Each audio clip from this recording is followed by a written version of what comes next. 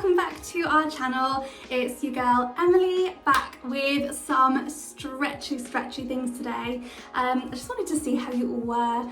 I have been working a lot on my sofa recently. I just feel like my head's not into it when I'm sat at a desk, so I'm trying to get comfy and then type, but as much as that does wonders for my head, doesn't do great for my back. So I thought we would come and do some stretching, see if we can do just some gentle mobility through our spine and shoulders, just get us moving really. So if you're in the same boat as me today, this is for you. Let me know how you get on in the comments, give us a little like and subscribe for more. But let's get into it. Okay, so as always when we are working out, we just want to make sure that we're feeling okay. We haven't got anything horrible going on. Take this at your own pace, okay, but it's going to be a gentle one today. So we're going to start over on all fours. And we're just going to start to mobilise through that spine. So I want shoulders over wrists, knees under hips. And we're just going to allow your chest to drop down to the floor, get a good squeeze between those shoulders, and then lifting up. And we'll just move between those two positions. So we're squeezing the shoulders together and then lifting and rounding the shoulders. Now, depending on how your back is moving, if you want at the bottom, you can allow your pelvis to tilt forward slightly, and as you lift up, you can tuck it under a little bit. That will be different depending on whether you are fused or not, how stiff your lower back is. I can move forwards a bit and I'm fused down to L4, but coming up, don't get anything.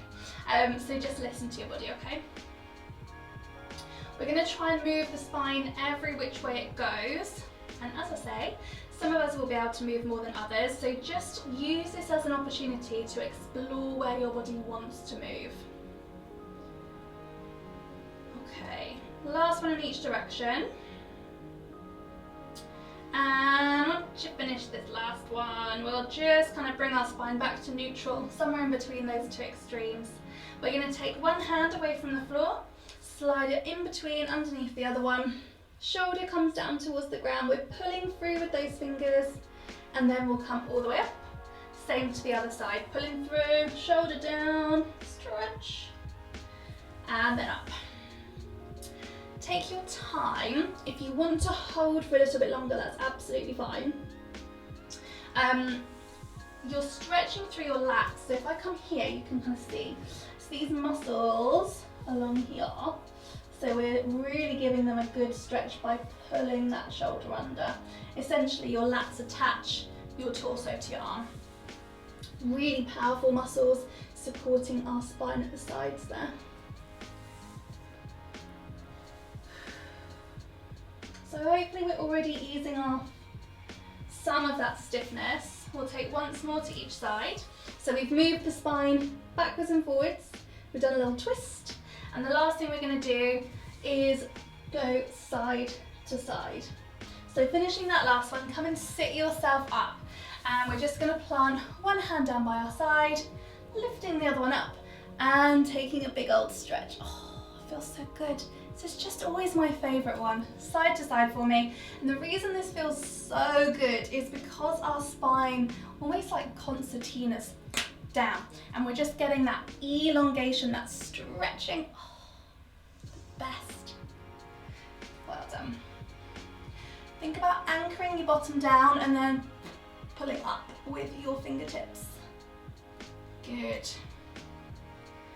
So these moves are predominantly for kind of waist upwards. That's where we'll be feeling these stretches. We're going to take a few more here, and then we're going to do a couple of stretches concentrated on your lower back. We are keeping it short and sweet today, so if you come away from this thinking, I want a bit more, just do it again. Do all of these moves again. As many times as you want. There's no limit. Oh, finish that last one, well done. We're going to come back to all fours, and as I say, have a think about lower back. So, slightly different start position. Hands are coming one step further forwards. We're going to drop your bottom round to one side, so really try and swing your hip up to your armpit. And then we draw bottom round and down to your heels, up the other side and to the top. And we'll just alternate directions there. I really want you to make sure you're swinging your hips to initiate the movement. And that's just going to give us a little bit more movement through where your spine meets your pelvis. Really mobilising and working that area. So we should feel this through lower back. It should feel quite nice. If you're not quite feeling it enough, you can try and walk your hands a little bit further forwards again.